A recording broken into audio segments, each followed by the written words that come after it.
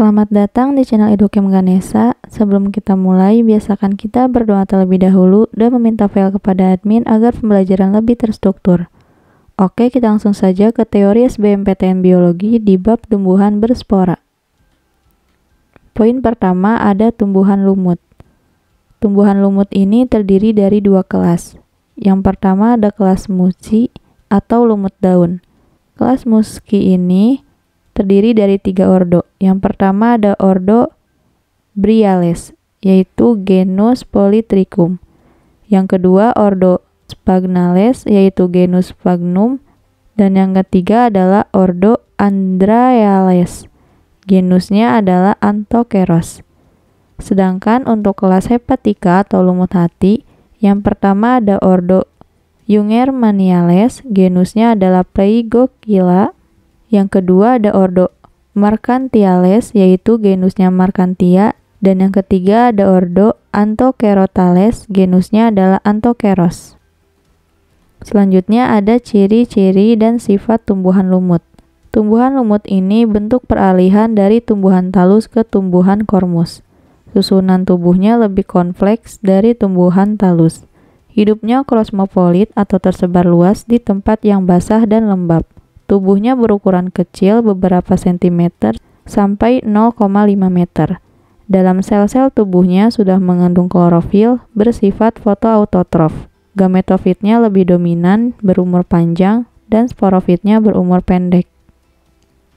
Lalu ada struktur dan susunan tubuh lumut. Akarnya masih berupa akar semu yang disebut rhizoid. Struktur batangnya masih sederhana, berturut dari luar ke dalam.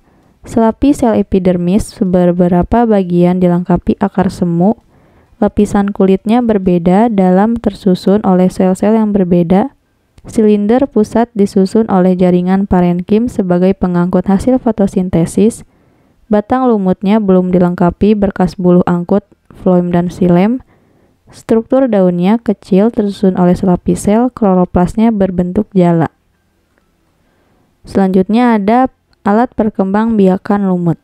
Alat perkembangbiakan lumut ini terdiri dari dua, yaitu alat perkembangbiakan vegetatif dan alat perkembangbiakan generatif. Untuk alat perkembangan vegetatif berupa sporogonium tempat menghasilkan spora. Pada lumut daun, sporogonium ini tersusun oleh seta, tangkai sporogonium. Lalu vaginula, yaitu kaki seta yang diselubungi sisa selaput archegonium. Lalu ada apofisis, yaitu peralihan antara seta dengan kotak spora. Lalu kotak spora, yaitu tempat dihasilkannya spora hasil meiosis. Lalu ada kaliptra, yaitu tudung kotak spora. Dan columella, yaitu bagian dari kotak spora yang tidak terlibat dalam pembentukan spora. Sedangkan untuk alat perkembangbiakan generatifnya, yaitu antheridium, yaitu tempat spermatozoa dibuat. Lalu ada archegonium, yaitu tempat sel telur dibuat. Jika antheridium dan archegonium terdapat dalam satu induk disebut berumah satu. Apabila tempatnya beda induk dikatakan berumah dua. Selanjutnya ada daur hidup lumut. Di sini teman-teman bisa melihat bagaimana daur hidup tumbuhan lumut. Tumbuhan lumut ini bermanfaat bagi kehidupan sebagai pengganti kafas dan mengobati hepatitis. Oke, selanjutnya ada tumbuhan paku. Di sini ada klasifikasi tumbuhan paku. Yang pertama kelas Filicinae atau paku benar, yang terdiri dari Marsilea crenata, semanggi, Andiantum suneatum atau suplir, Platycerium nidus atau tanduk rusa, Glycina sp atau tiang, dan Alsopila sp. Yang kedua ada kelas Silopitinae, contohnya adalah Silotum sp atau paku purba. Yang ketiga kelas Equisetinae, contohnya adalah Equisetum debile, yaitu paku ekor kuda. Dan yang keempat kelas Lycopodinae, yang contohnya adalah Lycopodium. Selanjutnya ada ciri-ciri tumbuhan paku. Tumbuhan paku ini sering disebut sebagai tumbuhan lapis bawah atau undergrowth, terutama di hutan yang lebat. Sebagai tumbuhan kormus sejati karena sudah berakar, berbatang, dan berdaun sejati. Bersama-sama dengan lumut disebut Cryptogamae sebagai penghasil spora. Gametofitnya berumur pendek, Protaliumnya berbentuk mirip jantung berwarna hijau dan berklorofil. Sporofitnya berumur panjang sebagai tumbuhan paku.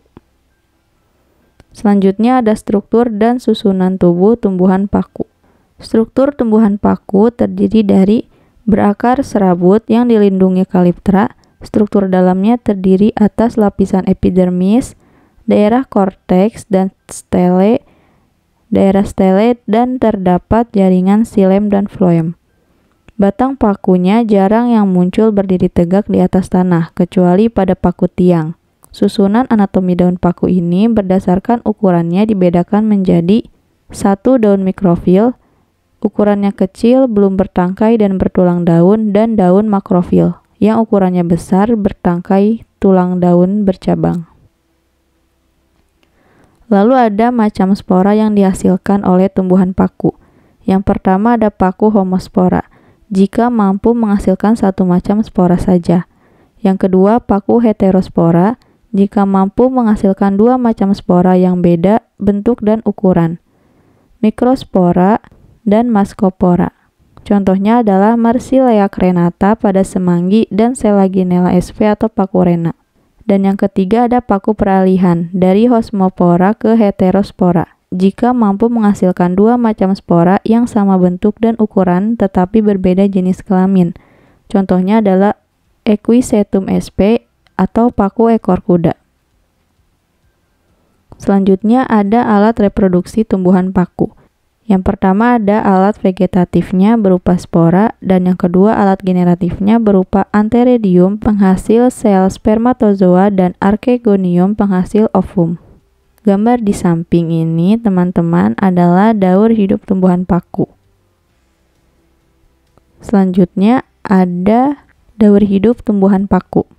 Di sini sudah terlihat jelas bagaimana daur hidup tumbuhan paku. Teman-teman bisa cermati gambar tersebut.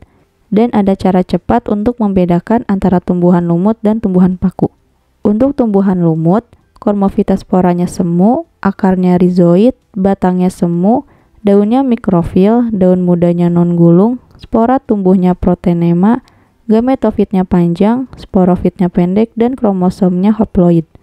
Sedangkan tumbuhan paku, Cormophyta sporanya spora nyata, akarnya serabut, batangnya nyata, daunnya mikro atau makrofil, daun mudanya menggulung, spora tumbuhnya protalium, gametofitnya pendek, sporofitnya panjang, dan kromosomnya diploid. Oke, sekian pembahasan teori SBMPTN Biologi di bab tumbuhan berspora.